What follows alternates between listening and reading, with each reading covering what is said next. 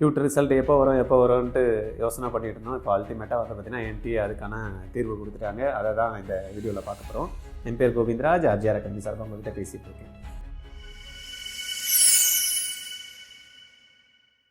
CUETோட result வந்து பார்த்திங்கன்னா வருமா வராதா அப்படின்ற பேசிகிட்டு இருந்தாங்க. இந்த கொஸ்டின் பேப்பர்லேயும் பார்த்திங்கன்னா ஃபைனல் ஆன்சர்ஸ் கீஸ் கொடுக்குறப்ப 27 கொஸ்டின்ஸ் யாரெல்லாம் அட்டன் பண்ணியிருக்காங்க இல்லை அட்டன் பண்ணல அப்படின்றவங்களுக்கு மார்க்கை வந்து கொடுத்துடணும் அப்படின்ற மாதிரி சொல்லியிருந்தாங்க.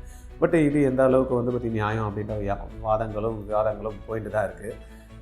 இருந்தாலும் NTA இதிலெல்லாம் கொஞ்சம் வந்து பார்க்கணும். ஏன்னா மாணவர்களுடைய லைஃப்பில் வந்து இவங்க கொஞ்சம் தேவையில்லாத பதட்டத்தை ஏற்படுத்திகிட்டு இருக்காங்க. இந்த மாதிரி எல்லாம் கொஸ்டின்ஸை செட் பண்ணுற மூலியமாக அப்படின்ட்டு. அதே போல் 2 ஆன்சர் இருக்கக்கூடிய கொஸ்டின்ஸும் வந்து நிறைய கொடுத்துருக்காங்க. அதில் எந்த 2த்துலேயும் ஆப்ஷன்ஸில் கொடுத்துருந்தாலும் அதுக்கு கரெக்டாக மார்க் கொடுத்துட்றேன் அப்படின்ற மாதிரியெல்லாம் சொல்லியிருந்தாங்க. சரியா? இப்போ நீட்டோட ரிசல்ட்டும் வந்து பார்த்திங்கன்னா கொடுத்துட்டு அதுலேயும் கேஸ் வந்து போயிட்டுருக்கு. இந்த மாதிரி ஒவ்வொரு எக்ஸாம்ஸுமே ஒரு ப்ராப்பராக வந்து கண்டக்ட் பண்ணலை அப்படின்னா மாணவர்கள் வந்து பார்த்திங்கன்னா ஒரு சந்தோஷ நிலைமை இல்லை ரிசல்ட் வந்தால் கூட.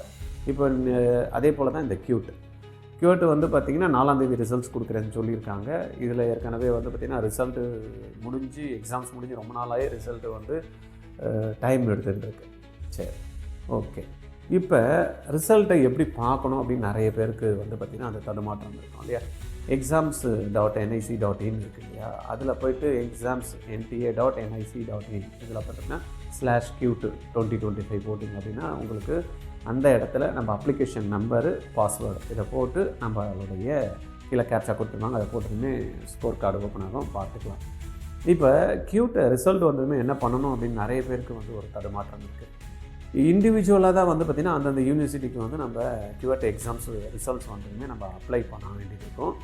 ஒவ்வொரு இன்ஸ்டியூஷன்ஸுமே வந்து பார்த்திங்கன்னா அவங்களுடைய மார்க் எவ்வளோத்துலேருந்து எவ்வளோ இருக்கணும், பர்சன்டேஜ் ஆஃப் மார்க்ஸ் வந்து எவ்வளோத்துலேருந்து எவ்வளோ இருந்தால் அப்ளை பண்ணலாம் அப்படின்ற இதுவும் பார்த்திங்கன்னா அவங்களுடைய வெப்சைட்டில் கொடுத்துருக்காங்க. சில இதெல்லாம் பார்த்திங்கன்னா ரிஜிஸ்ட்ரேஷனே வந்து ஸ்டார்ட் பண்ணிட்டாங்க. ஏன்னா ஃபைனல் ஆன்சர் கீஸ் கொடுத்துட்டாங்க. ஆல்மோஸ்ட் நிறைய பேருக்கு வந்து அவங்களுடைய மார்க்ஸ் என்னன்றதை இப்போ தெரியும். அதனால் என்ன இருக்குது அப்படின்னா அந்த வெப்சைட்டில் போய்ட்டு நீங்கள் டெல்லி யூனிவர்சிட்டியில் போய் பார்க்கணுன்னா பார்க்கலாம், பாண்டிச்சேரி யூனிவர்சிட்டி பார்க்கலாம், தஞ்சாவூர் யூனிவர்சிட்டி, இந்த மாதிரி இண்டிவிஜுவல் யூனிவர்சிட்டியில் கிட்டத்தட்ட 250 பேர் வந்து பார்த்திங்கன்னா இந்த CUET ரிசல்ட்டை வச்சு அவங்களுடைய சீட்ஸை வந்து ஃபில்லப் பண்ணுறாங்க. ரைட்.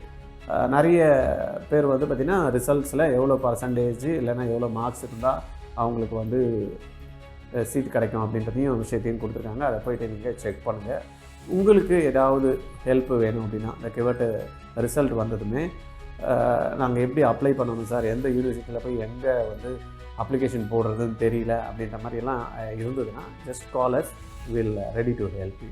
ஓகே. அப்புறம் என்ன பண்ணணும், இந்த வீடியோவை நிறைய பேருக்கு வந்து CUET எக்ஸாம் எழுதிட்டாங்களே தவிர ஒரு சேலஞ்சிங்காக இருக்குது. ரிசல்ட் பார்க்கறது கூட எப்படின்றது தெரியல. ஃபைனல் ஆன்சர்ஸ் கூட வந்துருச்சு, ஆனால் நிறைய பேர் அதை பார்க்க கூட இல்லை. ஏற்கனவே OMR போட்டு தென் வந்து சேலஞ்சஸ் கொடுத்தாங்க. அது கூட நிறைய பேர் வந்து அப்படியா அப்படின்றத கேட்குறாங்க. சரியா?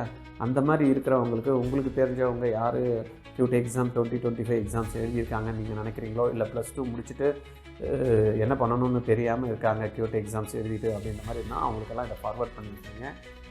அவங்க ஏதாவது ஹெல்ப் வேணும்னா கண்டிப்பாக நம்மக்கிட்ட அப்படி எடுத்துக்க முடியும். Okay, thank you.